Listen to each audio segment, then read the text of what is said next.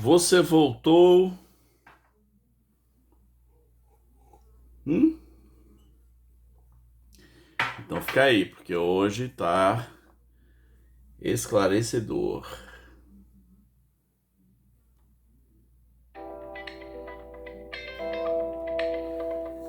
Vamos se inscrever no canal Rob Lopes, canal de variedades com cosmovisão cristã. Tem algum canal assim na internet? Não, não sei, deve ter.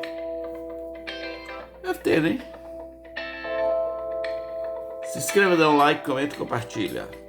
Você não vai concordar com tudo que eu vou dizer, mas você vai, de alguma maneira, crescer com o canal.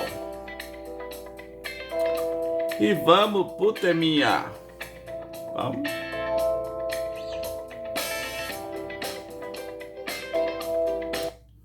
Tá. Situação dos judeus hoje.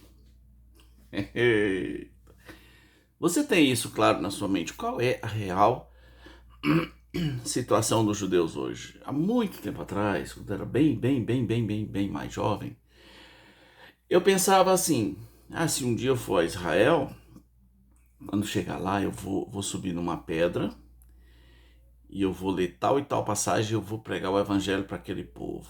Vou pregar em inglês para eles. E vou citar Deuteronômio 6:4, depois vou apresentar Jesus e tal e etc. Não é assim não, tá? Aliás, quem tentar fazer isso é arriscado de ser apedrejado. A distância entre Israel e o Jesus que nós os cristãos pregamos é muito grande. É muito grande. Fizeram uma pesquisa em Israel, quem é Jesus para você? Aí perguntaram para uma mulher, ela falou assim: é o Deus católico? É isso, Jesus é o Deus católico. Alguns lugares, algumas pessoas o chamam por um apelido assim, pejorativo, não sei por que, chamam de Iasca. Aí você pensa assim: bom, se eles não acreditam em Jesus, se Jesus não morreu, se não existe o antes e depois de Cristo, como é o calendário deles? Porque a gente fala que está em 2021 depois de Cristo. E eles estão em que mesmo? Olha, eles têm o calendário deles, mas quando eles se referem ao nosso calendário, eles não usam o termo antes de Cristo e depois de Cristo. Eles usam o termo era comum. Aliás, não se surpreenda se esse termo não existe grupos na academia que forçam a barra para que esse termo seja usado, não antes e depois de Cristo, mas era comum. Comum a todos, comum a judeus e cristãos, a ateus e etc. Era comum. Ok, vamos lá. Pela escritura, como é a situação dos judeus? Porque é tão difícil pregar o evangelho para um judeu? Bom, o livro de Jeremias quase começa dizendo que, presta atenção, eu vou dizer umas coisas que são muito difíceis de você ouvir por aí. Espero que você tenha maturidade para o que vai ouvir. Mas o livro de Jeremias quase começa dizendo que Deus e Israel estão divorciados. Jeremias 3:8. Eu dei a carta de divórcio. Ela adulterou, ela traiu, dei carta de divórcio. Veja, antes Deus dizia assim: Israel tem que dizer, o Senhor é o teu marido, né? Israel era a esposa. Mas agora em Jeremias Deus diz: carta de divórcio, eu dei. Pintou uma DR aí, rolou uma briga de marido e mulher muito séria. Então, pela linguagem, pela própria literatura judaica, estão divorciados. Agora, veja bem, eu não acredito na teologia da substituição, de que a igreja substituiu Israel. Nunca. Igreja é igreja, Israel é Israel, e Deus tem um plano maravilhoso para aquela nação que vai se concretizar no fim, mas a igreja não substitui Israel. Se você acha que a igreja substitui Israel, então faça o seguinte: pegue todas as passagens da Bíblia que tem a palavra Israel e coloque igreja como substituto para ver se dá certo. Não dá, igreja não é Israel. Existem 3 povos na Bíblia. Paulo diz: não vos torneis pedra de tropeço nem para judeus, nem para gentios, nem para a igreja de Deus. Então tem igreja, tem gentios, tem os judeus. Não misture as coisas que não dá certo. Ok, então estão divorciados, no fim vão se acertar, essa coisa de marido e mulher, eu não vou me meter nisso. Isso não significa que judeus não estejam se convertendo, mas a real situação é essa. E qual é o ponto de vista do Novo Testamento sobre esse divórcio? Eu vou deixar que as palavras do Novo Testamento expliquem as próprias palavras do Novo Testamento. Diz assim, Romanos, capítulo 11, inclusive, se você tem Bíblia Almeida, né, atualizada, o título de capítulo 11 é O Futuro de Israel. Olha só, Romanos capítulo 11, versículo 5 diz assim, assim pois, agora, no tempo presente, o tempo de hoje, sobrevive um remanescente segundo a eleição da graça. Se é pela graça, já não é pelas obras, do contrário, a graça não é graça. Que diremos, pois? O que Israel buscava não aconteceu, não conseguiu, mas a eleição o alcançou e os mais foram endurecidos. Como está escrito, Deus lhes deu espírito de entorpecimento, olhos para não ver e ouvidos para não ouvir até o dia de hoje. E diz Davi, torne-se-lhes a mesa em laço e armadilha em tropeço e punição.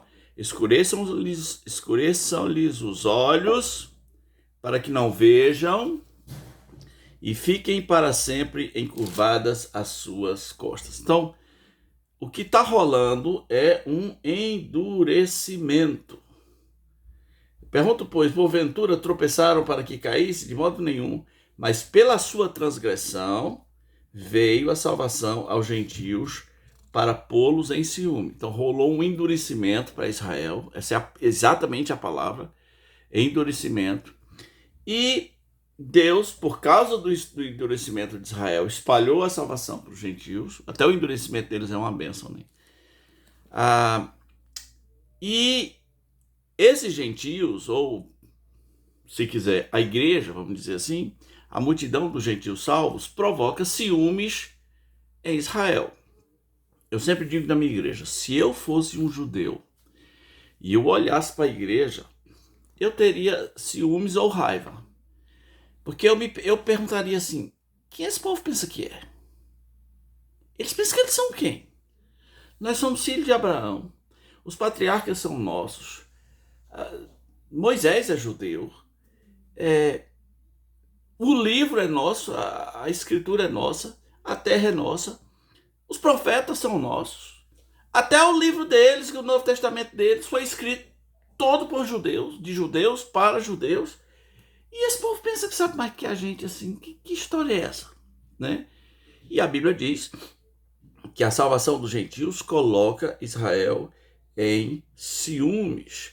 Ora, se a transgressão deles redundou em riqueza para o mundo, e o seu abatimento em riqueza para os gentios, quanto mais a sua plenitude. Agora olha o que diz capítulo 11, versículo 25.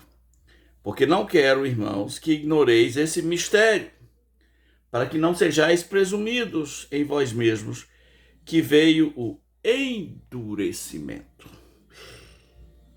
em parte a Israel, até que haja entrado a plenitude dos gentios.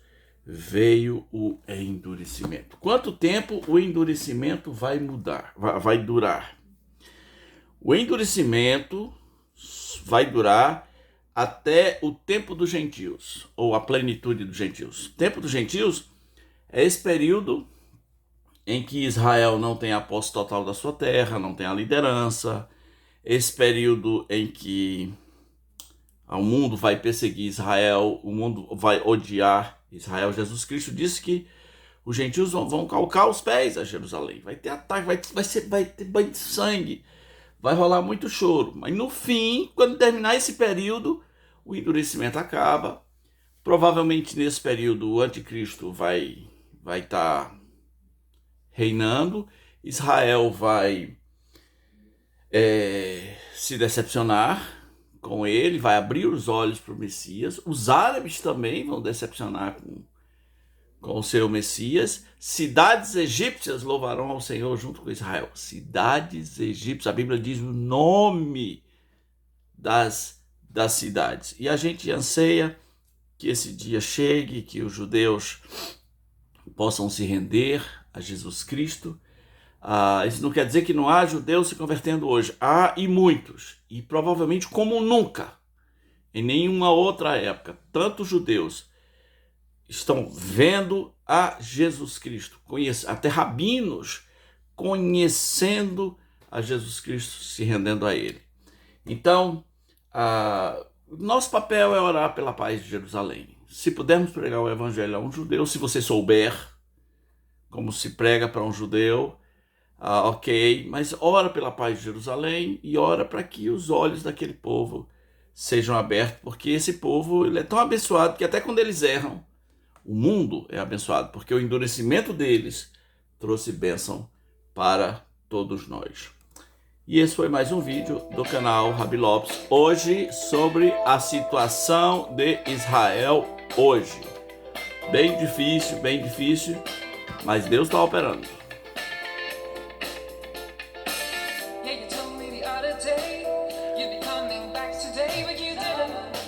Você já conhece os sinais?